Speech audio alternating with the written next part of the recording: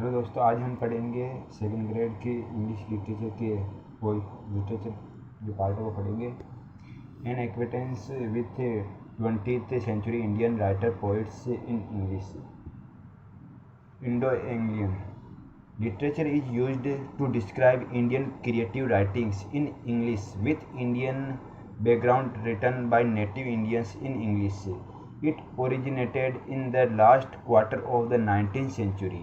The major writers belong to the first quarter of the 20th century. The Indo-Anglian literature reached its heights during the last quarter of the 20th century. Living writers Salman Rushdie, Vikram Seth, Amitav Ghosh, Arundhati Roy, Chetan Bhagat, Arvind Adiga, and many others are currently contributing to Indo-Anglian literature. Indian English literature refers to the body of work by writers in India who write in the English language and whose native or connative language could be one of the numerous languages of India. Its early history began with the works of Michael Madhusudan Dutt, followed by R.K. Narayan, Mulkraj Anand, and Raja Rao, who contributed to Indian fiction in 1930s. It is also associated with the work of Indian diaspora such as V.S. Naipaul, Kiran Desai, Jhumpa Lahiri, Kovid Gupta, Agha Shahid Ali, Rohinton Mistry and Salman Rushdie, who are of Indian descent. It is frequently referred to as Indo-Anglian literature. It should not be confused with Anglo-Indian. As a category, this production comes in the broader realm of post-colonial literature. The production from previously colonized countries such as India. First is Rabindranath Tagore, 1861 to 1941. Period 1861 to 1941, 80 years. Occupation: poet. Rabindranath was a poet, author, religious preacher, social reformer, artist and musician. Nationality: Indian. Genre: poetry, novel, drama, translation, short story. Notable works: Song Offering, forward by Yeats, संध्या संगीत, पर्वत संगीत, ये रविंद्रनाथ की जो notable works है। संध्या संगीत, पर्वत संगीत, सॉन्ग ऑफरिंग ये है। King and queen Rabindranath Tagore की है। Sacrifice Chitra, king and queen ये चित्रा है, सेक्रीफाइज है। इसके अलावा कर्ण एंड कुंती ये भी रविंद्रनाथ टैगोर की एक कृति है वर्ष ड्रामा में। Sati, a sojourn in hell, Gitanjali, autumn festival, rose play है ये, ऑटम फेस्टिवल ये। और इसके अलावा एटोनमेंट ये भी रविंद्रनाथ टैगोर की है। राजा पोस्ट ऑफिस, राजा है, पोस्ट ऑफिस ये भी रविंद्रनाथ टैगोर की है। इसके अलावा the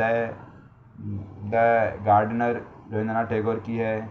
crescent moon Rabindranath Tagore की। फ्रूट ये भी, फ्रूट गैदरिंग रविंद्रनाथ टैगोर की। स्ट्रे बर्ड्स रविंद्रनाथ टैगोर की। लवर्स गिफ्ट रविंद्रनाथ टैगोर की कृति है। ये फूड गैदरिंग भी हो गया। स्ट्रे बर्ड्स ये भी रविंद्रनाथ टैगोर की। Lover's gift Rabindranath Tagore. Crossing Rabindranath Tagore की। The home and the world Rabindranath Tagore का नॉवल है the home and the world. Hobart lectures ये भी रविंद्रनाथ टैगोर की कृति है। द रिलीजन ऑफ मैन ये रविंद्रनाथ टैगोर की कृति है। अवार्ड्स एंड ऑनर्स, जो अवार्ड और ऑनर मिले रविंद्रनाथ टैगोर को वो कौन कौन से है। नोबेल प्राइज मिला इनको फॉर लिटरेचर 1930 गीतांजलि के लिए। नाइटेड की उपाधि मिली knighthood of India in 1950। Renounced knighthood ये रिनाउंस्ड हो गया 1999 में। एस्टेब्लिश्ड जिन्होंने जो स्थापना की थी वो किसकी की थी, विश्व भारती की। Rabindranath Tagore was born in Calcutta on 16 May 1861। इनका जो रविंद्रनाथ टैगोर का कलकत्ता में जन्म हुआ था 6 मई 1861 को। He was the youngest son of महर्षि देवेंद्र नाथ टैगोर, जो रविंद्रनाथ टैगोर थे वो महर्षि देवेंद्र नाथ के जो सबसे युवा बेटे थे। अ रिवर्ड लीडर ऑफ द ब्रह्म समाज मूवमेंट, जो ब्रह्म समाज के जो मूवमेंट के एक बहुत बढ़िया नेता थे ये in Bengal. It was fortunate for Rabindranath that he was born in that family, ये उनके लिए भाग्यशाली था कि वो इस फैमिली में जन्मे। For in it he could experience the national life to its fullest and freest, जो नेशनल लाइफ जो जी सकते थे वो उनका एक्सपीरियंस उनको हुआ, पूरी तरीके से फ्री स्वतंत्रता से जी सकते थे। He grew up in an atmosphere of freedom, art and literature. One of the greatest of the sons of modern India was Rabindranath Tagore. Poet, जो पोइट थे ये मॉडर्न इंडिया में, ऑथर थे, रिलीजियस प्रीचर थे, धार्मिक जो प्रचारक थे, सोशल रिफॉर्मर थे, समाज सुधारक, आर्टिस्ट थे एंड म्यूजिशियन थे। This great man representing all that is best in Indian thought and character did much to make his people more truly understood by the Western world. Rabindranath Tagore was born 4 years after the tragedy of the mutiny that had threatened to wreak British influence in India. At that time, nearly 100 years ago, modern Western invention had barely gained a foothold in India. Railways were in their infancy and machinery was regarded with suspicion. The superstitious अंधविश्वास, dread of losing caste by crossing the ocean kept all but a few daring spirits at home. So the Indian knew little of any land but his own, but the work of missions which had begun to arouse a desire for education, and the first Indian university had just founded at Calcutta, Madras and Bombay. Tagore's father was a Bengali landowner, a remarkable man who earned from his fellow countrymen during his lifetime the title of Maharshi. He revived a Bengali religious society, provided it with a printing press and made it possible to issue a monthly magazine. The society included many men of great ability and noble character, and it was from Bengal that the Great Awakening swept over India in the late 19th century, just as the new first earning of war renaissance had spread from Italy over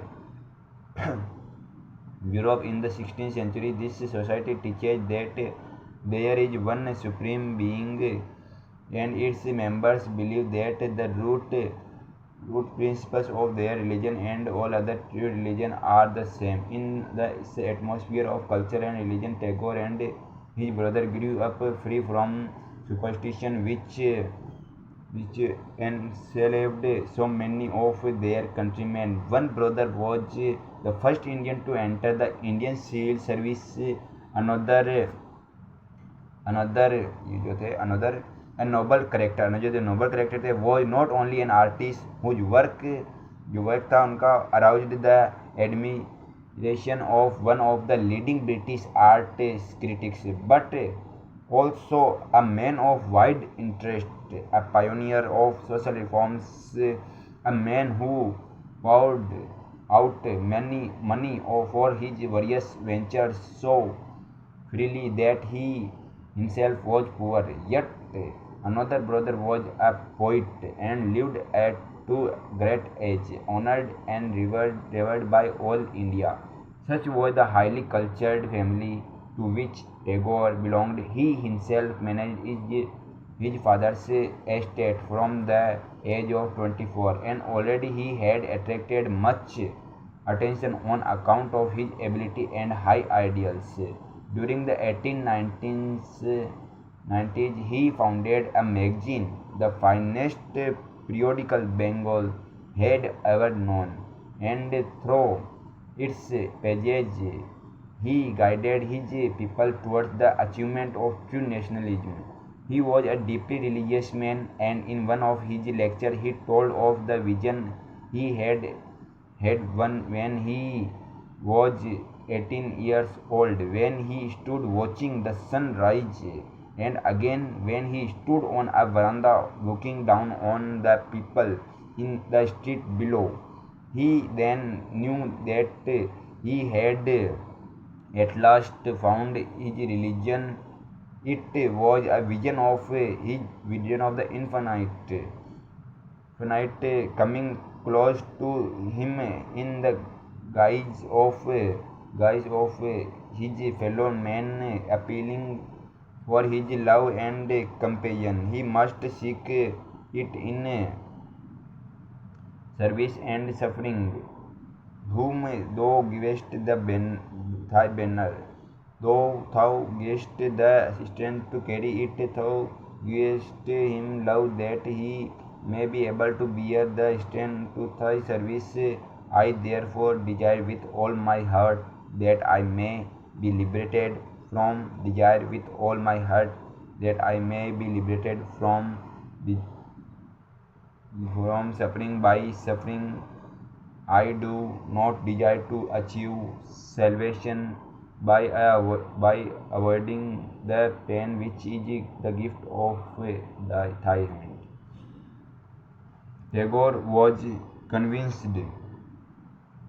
of the need of education for his people, and in 1900 he left his country home at Silda on the Ganges Delta, and moved to the abode of peace, which became an international institute and is now a university as well as an agriculture training college now known the world over. He returned occasionally to his beloved rest from his retreat among the wild ducks at Silda to seek a short rest for his many labors. He had many interests besides his education and literary work. He made pioneer efforts for the betterment of Indian village life. They worked for the removal of such blots on Indian society as child marriage and the treatment of the untouchables, the lowest of the Hindu caste. Tagore had a great love for the and understanding for the country people of India and felt much as Chaucer did in his country 600 years earlier, that the common speech should be the foundation of all writing. Only by following the stream of one's mother tongue, he once said, can we get to the sea of universal culture. At the same time, he longed to widen that stream and to free his people from the narrow mindedness of Bengal society. He wrote for his own people in Bengal tongue, and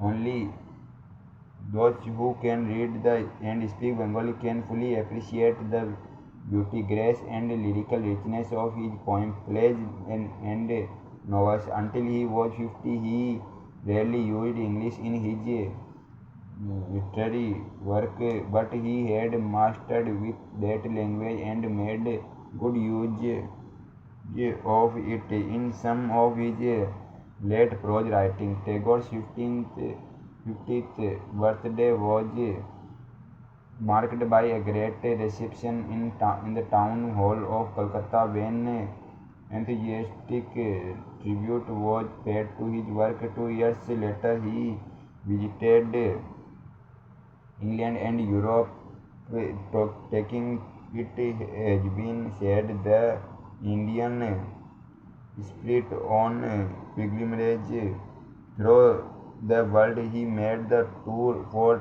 2 reasons. His health was breaking down by his great ceaseless literary and social activities, and he needed money for his college. This money could be obtained by lectures and increased sale of his books.